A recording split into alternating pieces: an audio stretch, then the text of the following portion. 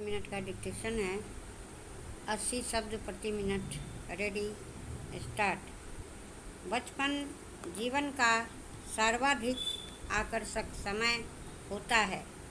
बचपन में मधुर दिनों की याद का वर्णन न केवल साहित्य में किया गया है, बल्कि फिल्मी गीतों में भी इसकी महत्ता को वर्णित किया गया है। बचपन एक तरह से जीवन के उन्मुक्त क्षण होते हैं। ना खाने की चिंता, ना पीने की, ना राग द्वेष का सवाल। हर चिंता से मुक्त होता है बचपन। किंतु आज के भागम भाग वाले जीवन में क्या उसी तरह से निश्चित बचपन को देखा जा सकता है? अगर हम गहनता से देखते हैं तो पाते हैं कि आज बच्चों से उनका बचपन छीनता जा रहा है। गरीब बच्चों का बचपन जन्म के क्षण से छिन जाता है, पर अब मध्यम वर्गीय परिवारों के बचपन भी धीरे धीरे छीनता जा रहा है। जीवन की दौड़ में बच्चों में अल्प समय में ही ढेरों सफलताओं की आकांक्षा रखने वाले माँ बाप द्वारा उनके बचपन को मार दिया जा रहा है। आज आमतौर पर देखने में आता है कि माँ बाप छोटी उम्र में ही अपने बच्चों को जीनियस बनने का पाठ ज़बरदस्ती पढ़ाते हैं। जैसे माँ बाप की अनुपस्थिति में किसी मेहमान के घर आने पर व्यावहारिक औपचारिकताएं पूरी करने की हिदायत देना, उनके सामने सयानों जैसा व्यवहार करने को कहना आदि। कई बार तो देखने में आता है कि माँ बाप बच्चे द्वारा वैसा न कर सकने पर यह कहकर कि इसने हमारी नाक कटवा दी, बच्चे को मारने पीटते तक हैं।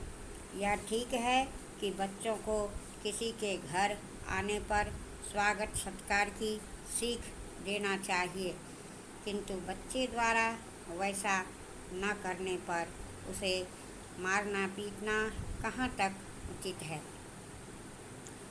मनोचिकित्सकों का मत है कि बच्चों को इस प्रकार उसके स्वभाव के विपरीत छोटी उम्र से ही व्यवहारिक औपचारिकताओं में ज़बरदस्ती नहीं घसीटना चाहिए। ऐसा करना उसके बाल स्वभाव के लिए हानिकारक होता है।